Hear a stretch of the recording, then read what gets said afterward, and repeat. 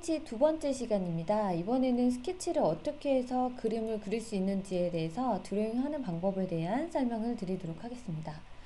자, 인서트 스케치 안에서 제가 원하는 평면을 다시 한번 선택하고 스케치 모드로 접근을 하도록 하겠습니다. 자, 이쪽 관련되어 있는 툴바가 스케치 툴스라고 되어 있는 내용이고요. 지금 현재 이 위치에 대한 내용들이 이제 그리기 위한 내용들이라고 보시면 되겠습니다. 이 부분은 이제 편집을 하기 위한 용도라고 보시면 되고요. 그래서 하나하나씩 알아보도록 하겠습니다. 자, 화면 배치하실 때는요, 여러분들이 이렇게 원하는 위치에다가 이렇게 끌어놓고 바로 원하는 아이콘 배열을 해주시면 됩니다.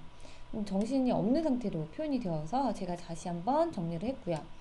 현재 나타나 있는 부분에 프로파일이라고 나타나 있는 기능을 눌러 놓고 보니까 아크와 라인이 있어요. 라인과 아크가 표현이 되어 있는데 분명히 이제 바깥쪽에도 라인과 아크가 있는 것으로 확인이 됩니다. 자, 추가로 아이콘이 더 안 꺼내져 있는 상태이기 때문에 좀 더 이제 꺼내 주신다고 하면은 이 정도까지 확인을 해주시면 되고요. 여기 나타낸 아크와 라인을 이용해서 이제 그림을 그려주실 수가 있는데 프로파일이라는 것은 현재 여기 보시면은 x, y 좌표 그리고 여기 있는 부분은 이제 랭스하고 앵글 값으로 해서 표현을 하는데 굳이 스케치를 핸들링 하실 때는 이 값을 꼭 유념하셔서 그리실 필요는 없어요. 여러분들이 도면상에서 나타나는 그림을 하나하나씩 그려주시면 되겠습니다.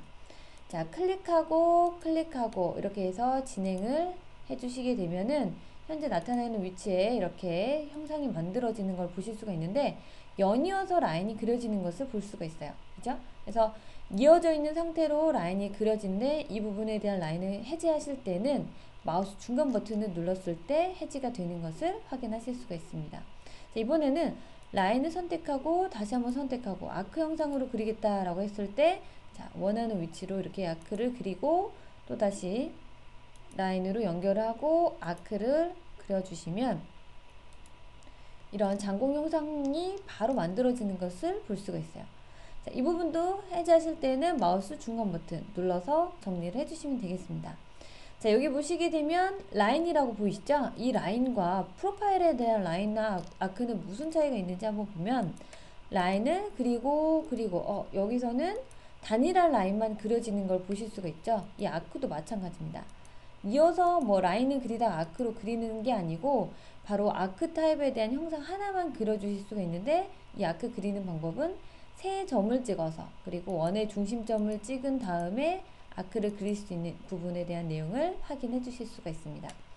자, 또 하나 이쪽 부분에 보시면 서클 부분이 있죠. 서클은 원형 그리는 부분이고요. 원 중심점에서 다른 점을 클릭을 하시면 원 형상이 만들어지고 또 세 점을 찍어서 표현을 하시게 되면은 현재 나타나는 것을 확인을 해 주실 수가 있습니다.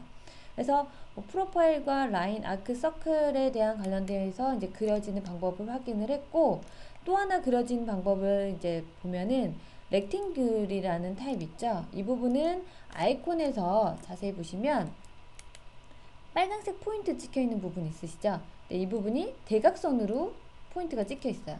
사각형 그릴 때 이렇게 대각선 포인트로 해서 클릭을 해주시게 되면 간단하게 사각형을 그려주실 수가 있습니다. 그래서 이런 기능들에 대해서 이제 그려지는 방법들을 하나하나씩 알아보고 있고요. 자, 여기 보시면 이제 스플라인 쪽에 대해서 이제 확인을 해보시면 스플라인에 대해서 이제 두 가지 그리는 방법이 있죠.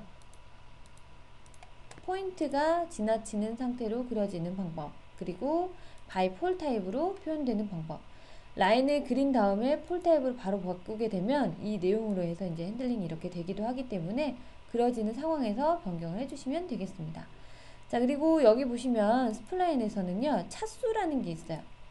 자, 여기 보면은 선택을 했을 때, 자, 3차로 되어 있지만 2차, 1차, 라고 변경을 하게 되면 1차에 대한 방정식이 직선으로 표현이 되다 보니 점을 잇는 라인이 생성이 되는 것을 볼 수가 있습니다.